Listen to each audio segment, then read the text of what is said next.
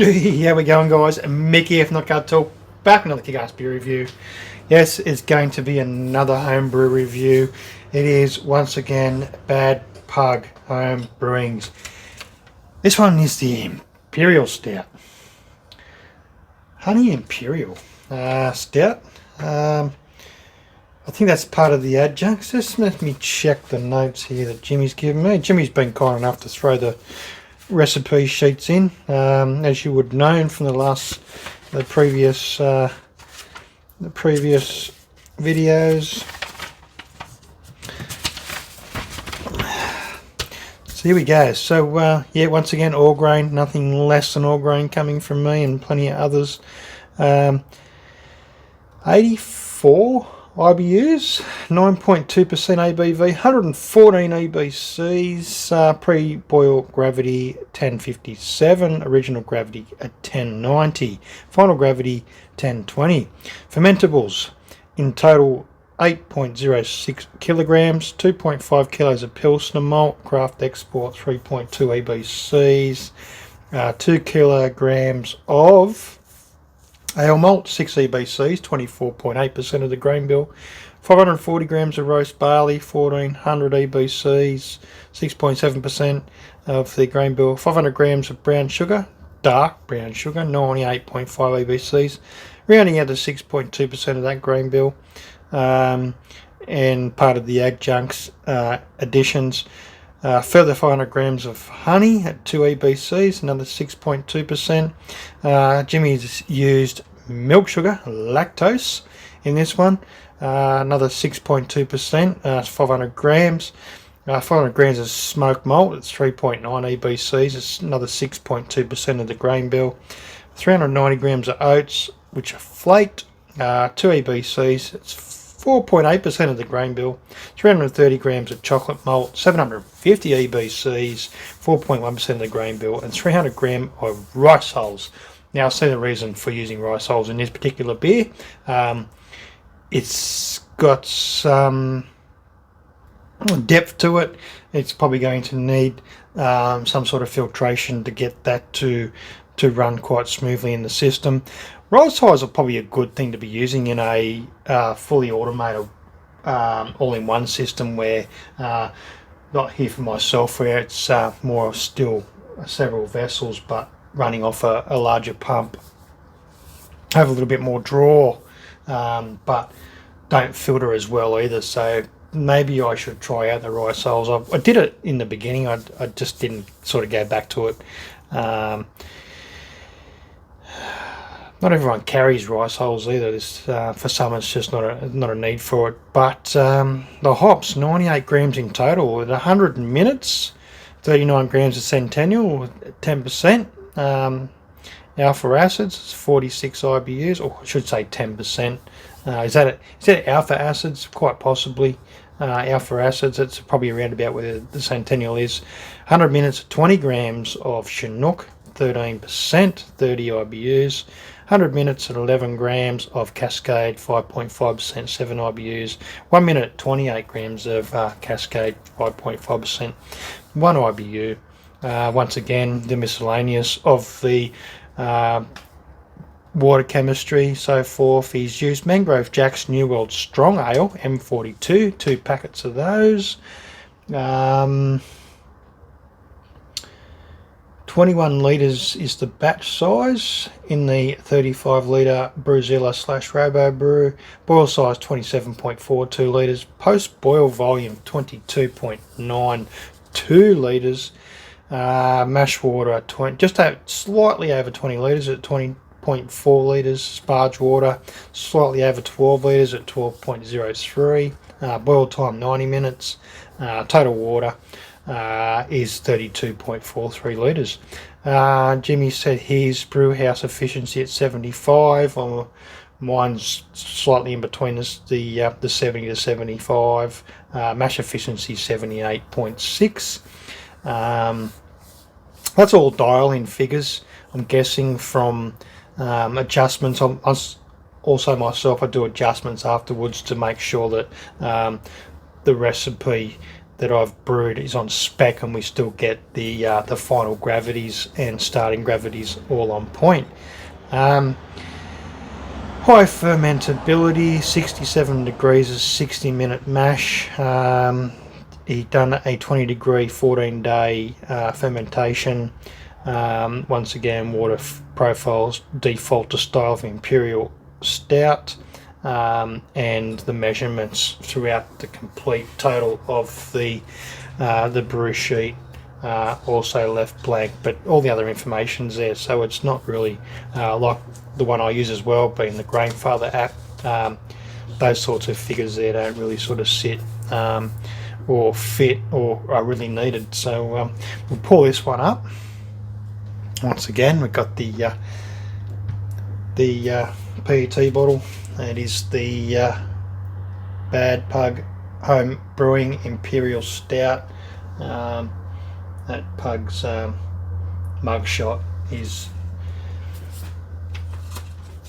a typical pug, tongue out, tongue to the side, pugly but beautiful, as they say. Here we go. Pull this one up. Going to go into no real hiss there. Here goes.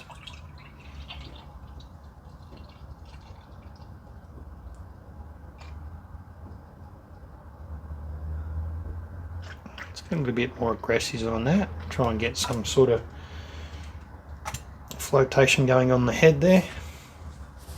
It's forming up quite nice. It is dark. It looks great in the glass. It did that quite just a gentle sniff there. Did smell quite good out of the bottle. Nice compact head. It is a continual, so we've got rising bubble. Alright, lost a transmission there in the video, but here we are. So yeah, once again we're talking about Jimmy's Imperial Pastry Stout, 9.2%.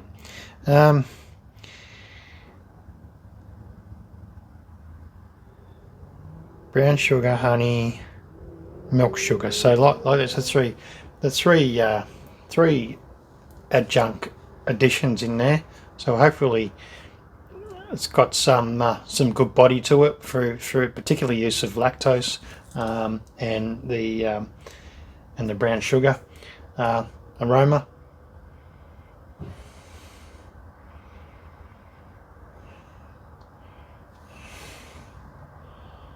I'm picking up the honey. I'm be curious to know what sort of honey it is. It's it could just be a standard honey, a supermarket brand. Curious to know what the honey is, Jimmy. Whack it in the comments if you can tell me exactly what it is. If it's just base, either way, it'll help a little bit understanding the profile of the beer. Once again, looks great in the glass. Going to dive in for a taste.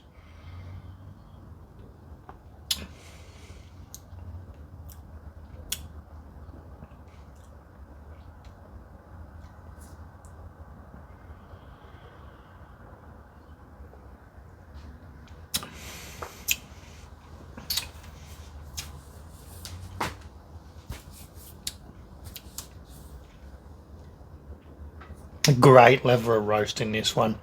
I am actually picking up on that honey, and it's actually a honey flavour, and not exactly easy to get into a beer. You can add it too early, you can add it too late. You can have other issues going on with honey as well, being introducing bugs to a beer if you're not careful. But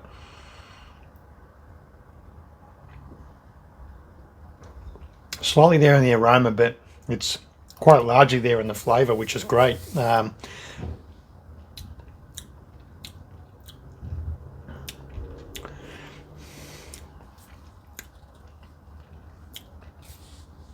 Tastes like a mixed blossom honey to me, particularly like because I've done a fair bit of sort of mead brewing and so forth, and braggots and so similar types of things like that, on getting that mixed blossom flavour and aroma.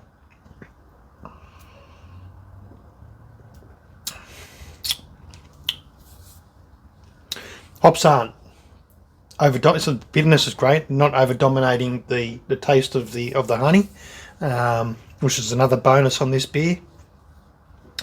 This is definitely a beer I think you need to really.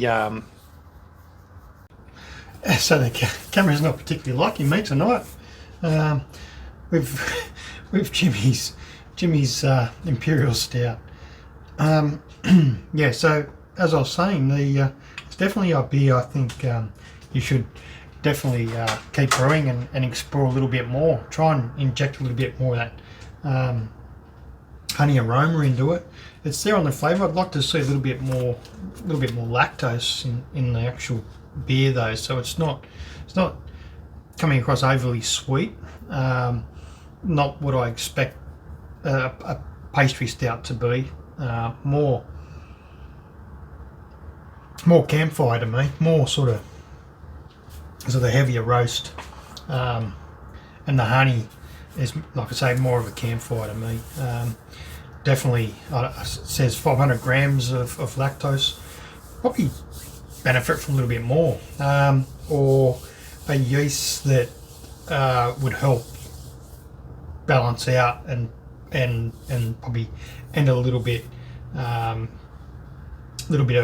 and retain some of that sweetness of the actual beer itself, and then so forth. Or in saying that, more of the body and sweetness of the actual recipe itself would. But overall, I think I've done the right thing. I've reviewed them in order, from lightest to darkest, and out of the three beers, it progressively got better. And you know me, I love my stouts. So definitely, and the red ale and Pineapple Express. I'm at the darker end of things, yeah, and I know Jimmy's much the same. You sort of have that vice, you still have that sort of that fruitier element coming into your brewing styles. It helps to adapt a little bit more to certain things. We're all sort of, there's no wrong, there's no right, there's no yes and there's no no, and definitely we're all got to try and improve along the way. And I think out of the beers that I've brewed and out of the beers I've tasted from Bad Pug Brewing, I think there's, like I say, for myself and for others, I think there's always that little bit more room for improvement. Not much needs to be done to a lot of our beers. Speaking personally, and we all know, brew beers, drink beers that you personally like yourself. You're always going to like your own beers. That's part of the pride of brewing. So, but that's not holding back from me saying that I really enjoyed these three beers from Jimmy, and they got better towards the end, and that all comes down to myself as personal preference. Darker styles certainly rule the roost when it comes to the Hop Cartel. Cheers. Thanks again, Jimmy. We'll look forward to tasting the next versions. If not, the next lot of beers coming. Cheers.